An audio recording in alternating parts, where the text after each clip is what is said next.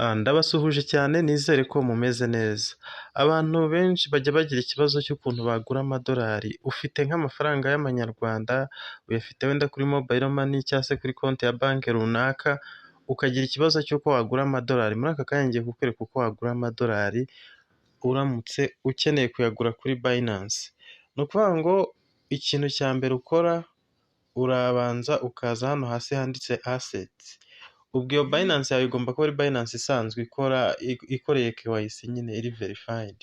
Hanyuma iyo ukanze hano kuri asset, uhita uza hano handitse funds. Aha handitse funds, uhita uza hano handitse peer to peer hano hasi. Peer to peer trading niho uhita uza. Kurikire ubwo ubonye ndi kwihuta video uyireba kenshi. Iyo ukanze kuri peer to peer trading bahita bakuzana hano. Aha hantu bakuzanye rero, wowe kubera ko uje kugura amadolari ugenda ureba abantu bagurisha amadolari ngaba bariho, hanyuma ukareba icyitonderwa igiciro. Urareba ngo se aba bantu bagurisha ku giciro cyangahe? Uyu nguyu idolari arigurisha ku 1475. Hanyuma uyu nguyu akarigurisha kandi limiti ye ahera kuva ku 5000 kugeza ku 86,000. Akaba akoresha mobile money. Uyu muntu nk'ubwo reka tumugurire. Nimba ugiye kugura amadolari ari hejuru y'5000, ubundi amadolari nk'atatu gutyo ane aba ari hejuru y'5000 gutyo. Nimba uzi kuri bugure nk'amadolari gutyo, muri aka kanya ngiye kugura amadolari 10, ubwo akaba ari buze guhana n'ibihumbi 14,760 hari niko nabifata.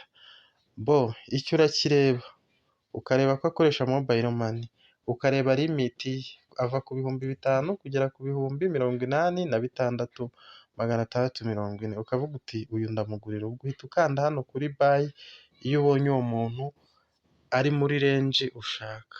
Yitwa nde? Yitwa Salomon Limited. Ubwo uhita ukanda hano kuri buy. Hanyuma iyo ugeze hano uhita uza hano hari 0 ugashyiramo umubare w'amafaranga. Nimba wenda tuvuge ngiye gushyiramo ibihumbi 14,800 ni urugero. Ibihumbi 14,800. Uzi ko ibihumbi 14,800 byanze kubyara amadolari 10 wana.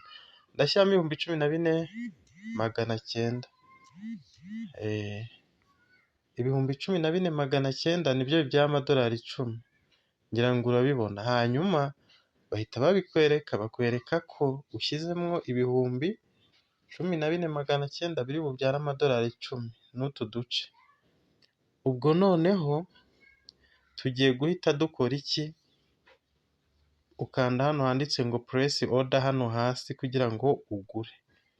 Urahakanda. Namaze kubona ko amadolari ndi buyabone. Ngo tume ni request, ndi kubona banyandikira tume ni request, sinzi ikibazo, ariko umuntu arongera akagerageza akareba. Ubwo binanze nareba undi. The aid is now offline. Uyu nguyu rero ndi kubona hari kuzamo akabazo, reka nongere rimwe ndebe. Afite ibintu byinshi ari gukora. Ubu uyu ndamwihorera byanze.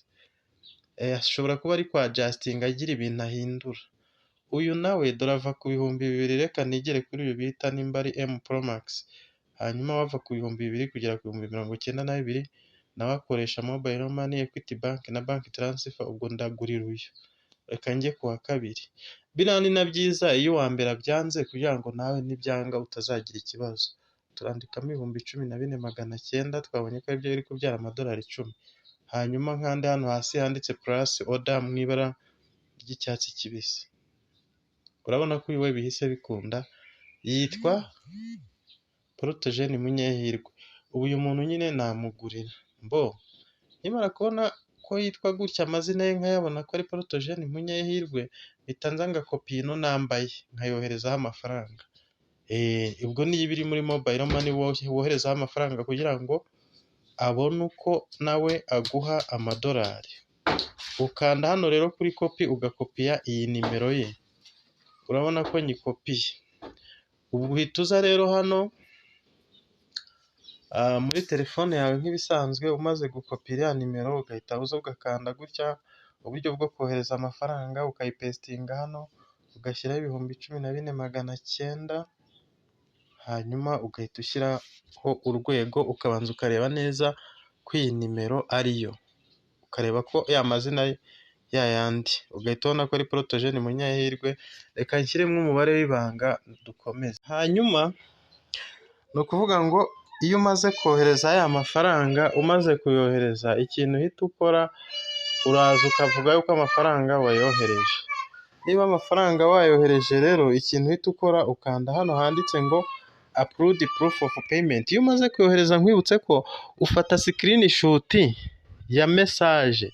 Iyo wohereza amafaranga, MTN iguha message, uhita ufata screenshot ya ya message, ubundi hanyuma ugahita uza hano rero, ukaza ugahita ukanda hano handitse ngo Upload Payment Proof, ukahakanda.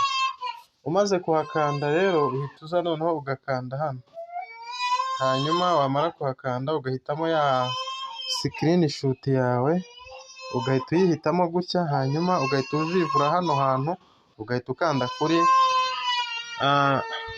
Notified Seller. Urabona yuko hano mpise mwereka ya screenshot ubu nayohereje yagiye.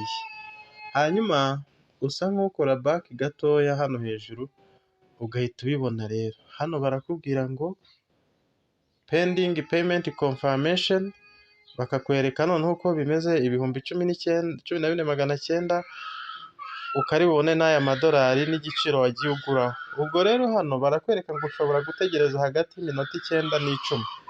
Ubwo rero nuko urategereza amadolari yaguhaye, uhita ubona byivivuye amadolari akizanamo. Hano ku iyi step icyo usabwa gukora ni ugutegereza, kuko uwo muntu nyine uramutegereza, nta bindi bintu by'akavuyo ujyamo. Iyo wageze aha urategereza amadolari akayagushyiriraho. Uramutse ubonye yatinze cyane, ushobora kunyura kwa aka kantu kanditseho ngo chat, ukaba wamwandikira. Ushobora kuzamo hano, urabona ni chat, dore ni naho harimo ya message wamwohererejeho amafaranga, dore ngiyi irimo hano, ukandika hano bandikira nyine, ukamwandikira wenda uti hello, ahita abona gahunda mufitanye, ukaba wamwandikira hello, ikagenda, ukigarukira gatoya hano hejuru ugategereza. Ubwo ni ukuvuga ngo hano icyo usabwa ni ugutegereza. Urabona n'iminota baba baguhaye niba yari yashira, nta bintu byinshi ujyamo. Iyo we aguhaye amadolari uhita ubibona. Hari n'igihe ushobora kubona biri gutinda cyane, ugakora refresh. Refresh ni ukumanuramo urutoki, ugasanga amadolari yaje. Rero kugira ngo video itaba ndende, ntabwo hano nirirwa mpatinda cyane, reka dutegereze turebe ko amadolari aza, ubundi dukomeze. Iyo ubonye bisa nkaho byakomeje gutinda, uhita unyuzamo agatoki ugakora refresh gutya. Urabona ko amadolari aba yaje, nibyo nababwiye. Gutyo ubwo amadolari abaje nta kibazo, uhita ukupa ukigarukira mu byawe. Ngaya amadolari 10 arahageze. Urebye hano uhita ugaruka, uhita ubona ko natangiye mfiteho rimwe dolari isaba 11. Ngayo nguko rero uko bagura amadolari kuri Binance. Ubwo ushobora kuba wahita uyakoza ikindi ushaka.